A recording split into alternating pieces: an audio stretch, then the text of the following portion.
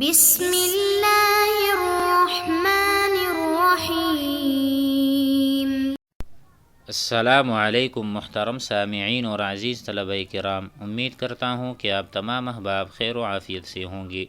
آج کا ہمارا سبق نمبر 126 ہے، جس میں ہم شاعر شبرمۃ ابن الطفیل کو پڑھیں گے۔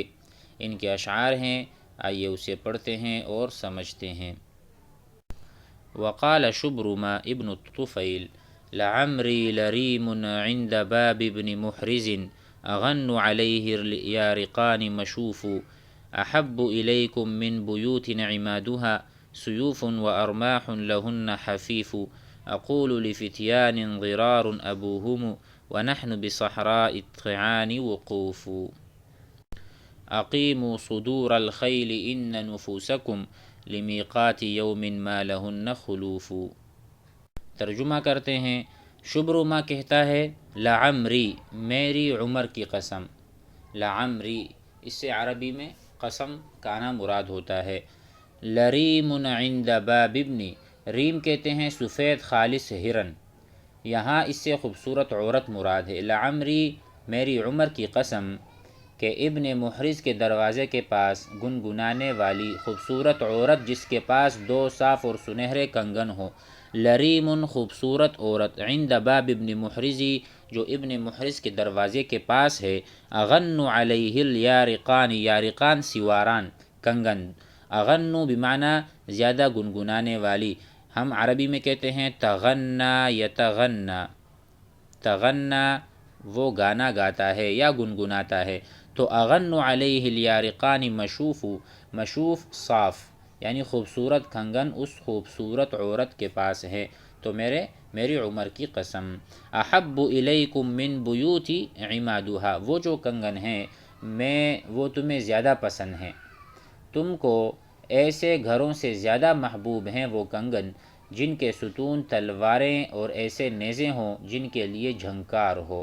اس سے مراد کیا ہوا؟ مراد یہ ہوا کہ تمہیں خوبصورت عورتیں اور ان کے کنگن پسند ہیں، نہ کہ تم کو جنگ وغیرہ، نہ تم کو جس گھروں میں تلوار ہوں اور نیزے وغیرہ ہوں۔ کہتے ہیں احب الیکم، وہ تمہیں زیادہ محبوب ہے، من بیوت عمادها، ایسے گھروں سے کہ جس کے ستون ہوں، کس چیز کے؟ تلواروں کے ستون، نیزوں کے ستون، لہن حفیف، لہن دوی، دوی کہتے ہیں ایسی آواز کو جب بہت ساری شہد کی مکھیاں جمع ہو جاتی ہیں اور ان کی ایک آواز آتی ہے بنبناہٹ سی، تو کہتے ہیں ان کے بنبناہٹ اور گونج اور جھنکار وغیرہ پرندوں کے اڑنے کی آواز وغیرہ سے تمہیں وہ کنگن کی آواز زیادہ محبوب ہے۔ اقول لفتیان ضرار ابوہم، کہتے ہیں میں نے ان نوجوانوں سے کہا جن کا ابا ضرار ہے، ونحن بصحراء الطعان وقوف، کہ جب کہ ہم نیزہ بازی کے لیے صحرا میں کھڑے تھے، ونحن ہمارا حال یہ تھا کہ ہم نیزہ بازی کے لیے وقوف کھڑے تھے، بصحراء صحرا میں۔ میں نے جوانوں سے کیا کہا؟ اقیموا صدور الخیل ان نفوسکم، گھوڑے کے سینے دشمنوں کی طرف سیدھے کر دو۔ اقاما یقیم، سیدھا کرنا، یا سوا یسوی تسویہ، سووا صفوفکم کہ اپنی صفیں درست کرو۔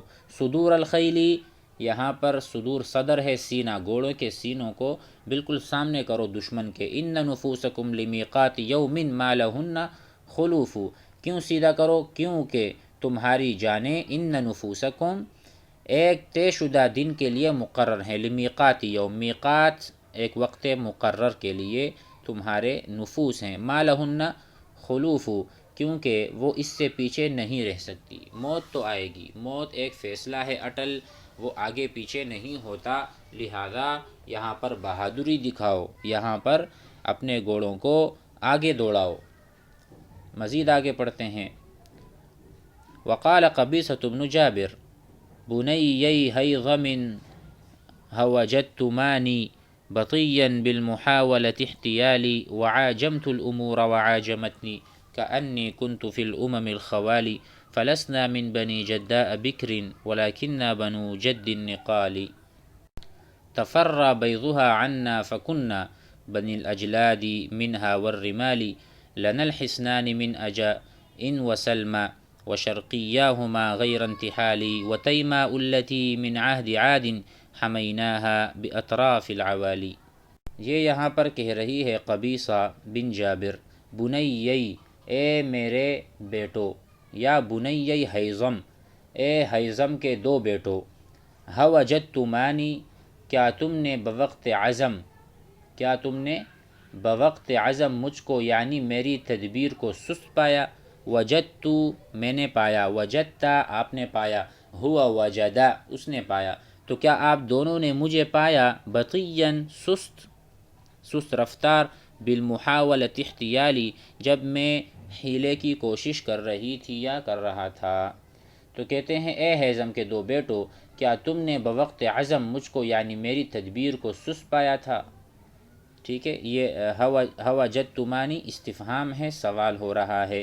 وعاجمت الامور وعاجمتنی میں نے معاملات کو پرکھا، عاجمہ یعاجم معاجمتاً پرکھنا تجربہ کرنا، تو امور نے مجھے پرکھا اور میں نے بھی عاجمت الامور میں نے بھی امور کو پرکھا کہ اس وقت کیا احوال تھے، کیا سیاست ہو سکتی تھی۔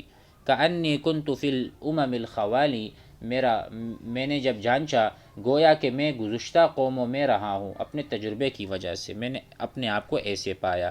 کأنی گویا کہ میں تھا فی الامم الخوالی المواضی جو گزر چکی ہیں امتیں، فلسنا من بنی جداء بکر ہم کٹے پستان والی ایک بچہ دینے والی عورت کے بیٹے نہیں ہیں، فلسنا ہم نہیں ہیں من بنی جداء بکر جدہ جس کے پستان کٹے ہوئے ہوں، بکرن جس نے ایک بچہ جنا ہو، تو کہتے ہیں ہم ان کے بیٹے نہیں ہیں، ولیکننا بنو جد نقالی بلکہ ہم تو ایسے نصیب والے مرد کی اولاد ہیں جن کے ہاں بار بار ولادت ہوتی ہے۔ بنو جد نقال، النقال کثرت سے بار بار ہونا، بچوں کا ہونا، مکرر۔ تفرّا بیضھا عنا فکنا اس زمین کا انڈا سے مراد زمین کی سطح ہم سے پھٹ گیا کثرت کی وجہ سے، جو ہم اس کے ٹھوس حصے پہاڑوں اور ریگستانوں کے مالک ہیں۔ اس کا مطلب یہ ہوا کہ ہم ایسے لوگ ہیں کہ ہم نے بہت ساری زمینیں بھی رکھی ہوئی ہیں اور بہت بڑی زمین کے بھی ہم مالک ہیں۔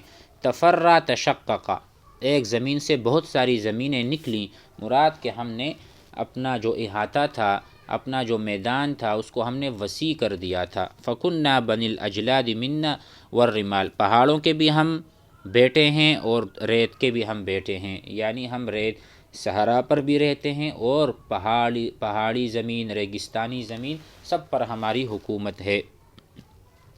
لَنَا الْحِصْنَانِ مِنْ أَجَئٍ وَسَلْمَى اسی طرح ہمارے دو قلعے بھی ہیں، اجئن و سلمہ، اور ان کے شرقی علاقے، یہ بات جھوٹی نہیں ہے۔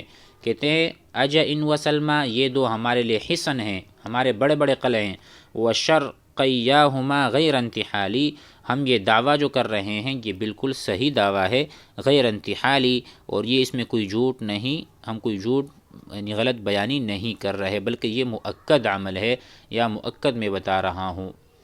وَتَيْمَاءُ الَّتِي مِنْ عَهْدِ عَادٍ اور تیماء بھی ہے جو عاد کے زمانے سے چلا آ رہا ہے۔ تیماء حصن معروف، ایک معروف قلعہ، من عہد عاد جو اس زمانے سے ہمارے ساتھ ہے اور تواتر کے ساتھ یا پے در پہ ہم اسے میراث اور وراثت میں حمیناہا حفظناہا حما یحمی ہم نے اس کی حفاظت کی ہے، باطراف العوالی نیزوں کے ذریعے سے، یا حفاظت نیزوں کے اطراف سے ہم نے کی ہے، تیماء اور یہ تمام حصنوں کی۔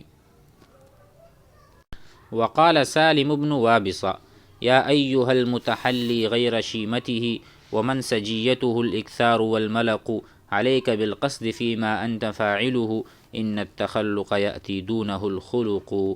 اس کا ترجمہ شروع کرتے ہیں، اے اپنی اصل عادت کے خلاف، یا ایہا المتحلی، ہم کہتے ہیں نا فلان لہو صفہ، فلان اتصف بالجودی، فلاں آدمی موصوف ہے سخاوت کے ساتھ، لیکن یہاں پر متحلی اپنے آپ کو بتکلف خوبصورت بنانا، اپنے آپ کو بتکلف آراستہ کرنا۔ انت متحل بالجمال، آپ خوبصورت تو نہیں ہیں لیکن آپ نے اپنے آپ کو خوبصورت بنا رکھا ہے۔ تو کہتے ہیں کہ اے اپنی اصل عادت کے خلاف آراستہ ہونے والے، غیر شیمتی غیر صفتی، شیمہ مفرد ہے اور شیم خصال اور خصلت کے معنی میں آتے ہیں۔ ومن سجیتہ الاکثار والملق، اے وہ شخص جس کی اصل عادت زیادہ بولنا اور خوشامد کرنا ہے۔ من سجیتہ، من صفتہ و خصلتہ الاکثار فی القول والفعل، کام میں بھی اور کلام میں بھی۔ والملق تملق، چمچہ گیری، تملق رجل، آدمی چمچہ گیری کرتا ہے اور خوشامدے کرتا ہے۔ تو اے آدمی بعض آ جا، یا آپ اس صفت والے بنے ہوئے ہیں۔ علیک بالقصد، واجب ہے کہ آپ اعتدال اختیار کریں، تو میانہ روی اختیار کر، فیما انت فاعلہ، جو کام آپ کرنے والے ہیں۔ ان التخلق یأتی دونہ الخلق، کیونکہ مصنوعی عادت سے پہلے کبھی اصلی عادت آ جاتی ہے۔ مصنوعی عادت سے پہلے کبھی اپنی، گویا کہ اگر آپ بتکلف یہ بتا رہے ہیں کہ میں بہت اچھا آدمی ہوں، ہو سکتا ہے آپ تکلف کرنے سے پہلے آپ کی اصلیت کسی کو دکھ جائے، نظر آ جائے، تو آپ پھر کیا ہوں گے؟ آپ تو ذلیل ہو جائیں گے۔ لہٰذا تخلق کبھی کبھار اس کے اوپر جو ہے نا خلق، جو ذاتی اور اصلی اخلاق اور عادات ہیں وہ غالب آ جاتی ہیں، تو کبھی کبھی تکلف نہیں بھی کیا جاتا، لہٰذا اپنی اصلی عادت پر آ جائیے۔ وموقف مثل حد السيف قمت به أحمي الذمار وترميني به الحدق فما زلقت ولا أبديت فاحشة إذا الرجال على أمثالها زلقوا، کہتے ہیں وموقف، اور بہت سی تلوار کی دھار جیسے مقامات ہیں جن میں کھڑا ہو کر میں اپنی عزت کی حفاظت کرتا رہا، اس حال میں کہ لوگوں کی آنکھیں مجھے گھورتی ہیں۔ حدق العیون، لوگوں کی آنکھیں مجھے گھورتی تھیں اور میں اپنی حفاظت کرتا رہتا تھا جنگوں میں۔ احمی الذمار، احمی حفاظت کرتا تھا، الذمار کہتے ہیں عزت کو، میں اپنی عزت کی حفاظت کیا کرتا تھا۔ وترمینی، رما یرمی بمعنی پھینکنے کے ہیں، لیکن یہاں پر آنکھوں سے مارنا یا آنکھوں سے دیکھنا، ٹھیک ہے، بہت غور سے مجھے لوگ دیکھا کرتے تھے۔ موقف بہت سے مقامات پر، مثل حد السیف، جہاں تلوار میرے سر پر ہوا کرتی تھی، قمت به، میں نے ایسی مجالس میں شرکت کی ہے، یعنی جنگ وغیرہ بہت کی ہیں۔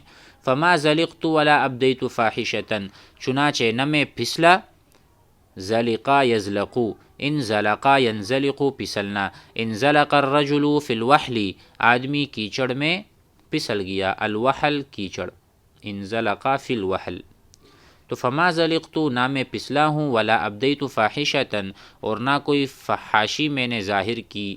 اذا الرجال علی امثالها زلقوا، جب کہ عام لوگ اس قسم کی واقعات میں پھسل جاتے ہیں، بدنام ہو جاتے ہیں۔ زلقوا امثالها، ایسے احوال، ایسے حالات میں، لیکن میں ان حالات سے نمٹا رہا اور مجھ سے ایسے کوئی چیز سرزد نہیں ہوئی۔